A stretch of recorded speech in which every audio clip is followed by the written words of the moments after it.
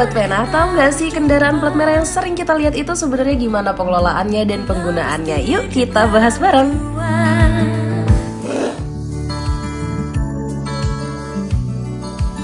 Kendaraan dinas, alat operasional hingga aset pendukung, semuanya merupakan barang milik negara yang harus dikelola dengan tertib dan bertanggung jawab. Di lapangan, proses pengecekan dan pendataan terus dilakukan untuk memastikan setiap aset tercatat dan dalam kondisi yang sesuai. Untuk memastikan pengelolaan berjalan sesuai ketentuan, peran PPK BMN menjadi sangat penting dalam setiap prosesnya.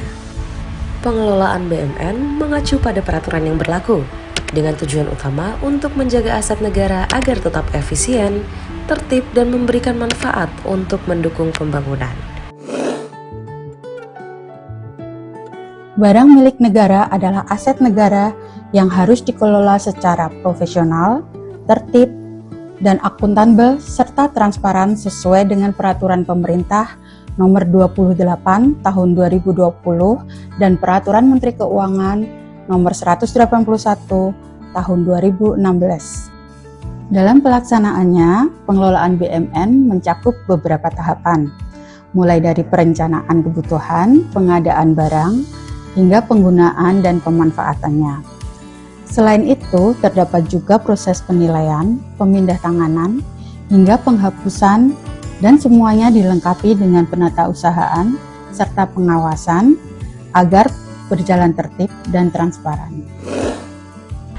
Pada kesempatan ini, kita akan melihat salah satu bagian penting dalam pengelolaan BMN, yaitu proses penghapusan barang milik negara. Penghapusan dilakukan untuk mengeluarkan barang dari daftar BMN, sehingga tidak lagi menjadi tanggung jawab administrasi maupun fisik bagi pengelola. Kondisi ini biasanya terjadi ketika barang sudah tidak dapat digunakan atau secara administratif tidak lagi sesuai dengan kondisi di lapangan.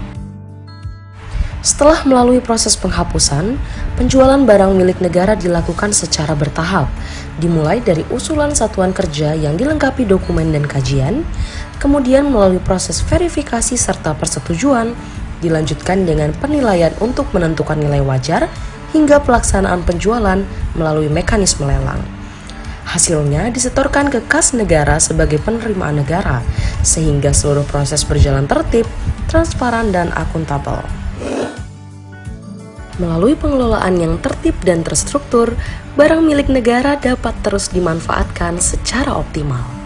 Tidak hanya menjaga aset tetap terdata dengan baik, tetapi juga memastikan setiap penggunaannya memberikan manfaat yang nyata bagi pembangunan.